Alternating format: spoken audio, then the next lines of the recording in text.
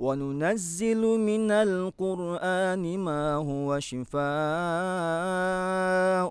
ورحمة للمؤمنين ولا يزيد الظالمين إلا خسارا. Assalamualaikum warahmatullahi wabarakatuh. Alhamdulillahilladzi anzala ala abdihil kitaba wa lam yaj'al lahu 'iwaja qayyiman liyundzira ba'san syadidan min ladun wa yubashsyiral mu'minina alladzina ya'maluna as-solihati anna lahum ajran hasanah. Asyhadu an la ilaha illallah wahdahu la syarikalah wa asyhadu anna Muhammadan abduhu wa rasuluhu alladzi la nabiyya ba'dah. Allahumma shalli ala sayyidina Muhammadin wa ala alihi wa sahbihi ajma'in. Alhamdulillahirabbil alamin.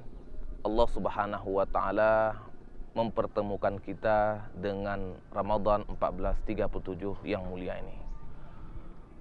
Di antara amal yang baik yang kita kerjakan di bulan yang penuh berkah ini adalah dengan kita membaca Al-Quran, supaya interaksi kita dengan Al-Quran itu penuh makna, penuh hikmah, dan penuh kekhusyuan.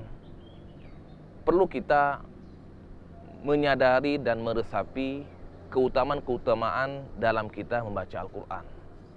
Bagaimana Allah Subhanahu wa ta'ala dan Rasulnya ketika menyuruh kita untuk baca Quran juga disertai dengan motivasi untuk meraih keberkahan-keberkahan, baik itu di dunia maupun di akhirat. Allah Subhanahu wa ta'ala dalam surat Fatir berfirman, a'udzubillahi minasyaitonirrajim, bismillahirrahmanirrahim, innal ladzina yatluna kitaballah wa aqamus salata wa anfaqu mimma razaqnahum sirran wa alaniyah yarjuna tijaratan lan tabur. Sesungguhnya orang-orang yang baca Al-Quran kemudian mendirikan salat dan berinfak, mereka seperti berniaga dengan Allah Subhanahu wa ta'ala dengan perniagaan yang tidak pernah merugi. Dalam ayat ini Allah Subhanahu wa ta'ala kategorikan perniagaan yang tidak merugi itu dengan 3 aspek. Yang pertama adalah Al-Quran, baca Quran. Yang kedua salat. Yang ketiga adalah infak. Yang menariknya, ini adalah satu-satunya ayat yang mengedepankan keutamaan baca Quran dibandingkan dengan salat dan dibandingkan dengan infak.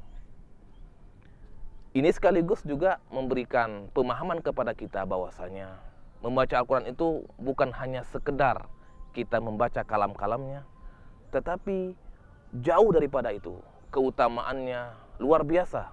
Allah Subhanahu wa ta'ala mengedepankan aspek tilawah dibandingkan dengan aspek salat dan aspek infak. Dalam ayat lain Allah Subhanahu wa ta'ala berfirman, a'udzubillahi minasyaitonirrajim, bismillahirrahmanirrahim, alladzina atainahumul kitab yatlunahu haqqa tilawatih ulaika yu'minuna bihi wa may yakfur bihi fa ulaika humul khasirun. Orang-orang yang kami berikan kepada mereka Al-Quran, mereka senantiasa membacanya dengan bacaan yang sebaik-baiknya, dan merekalah orang-orang yang beriman kepada Al-Quran, dan barang siapa yang ingkar, merekalah orang-orang yang merugi.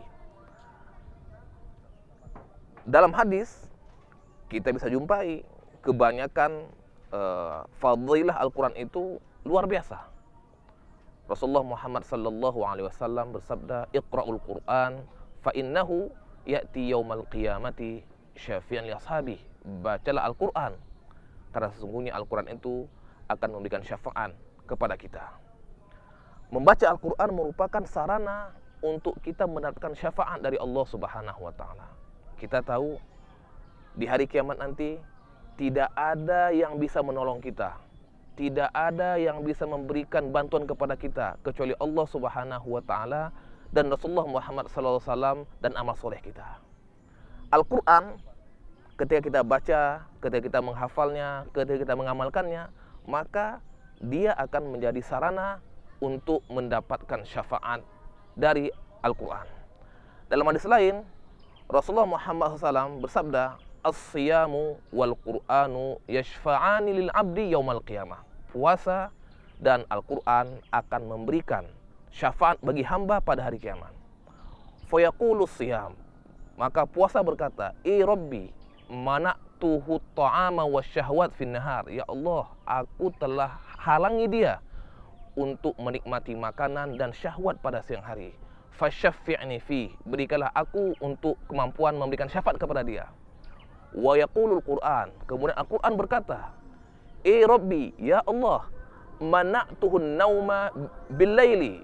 Ya Allah, aku halangi dia untuk tidur pada malam hari. Fasyaffi'ni fi, maka berikan kemampuan kepadaku untuk memberikan syafaat kepada dia. Fayaqulullah, maka Allah berkata kepada keduanya, fayusyaffi'an, maka berilah kalian, dia berkata kepada Al-Quran dan puasa, kalian berdua berikan syafaat kepada hamba tadi. Hadis ini jamaah saya muliakan memberikan informasi kepada kita bahwasanya puasa dan Al-Quran akan memberikan syafaat kepada kita pada hari kiamat. Mudah-mudahan Allah Subhanahu wa Ta'ala merahmati kita dan memberikan syafaat kepada kita dengan wasilah puasa dan membaca Al-Quran. Assalamualaikum warahmatullahi wabarakatuh. Wa nunazzilu minal Qur'ani ma huwa shifaa'un wa rahmatun lil mu'minin wa la yazidul zalimina illa khasara.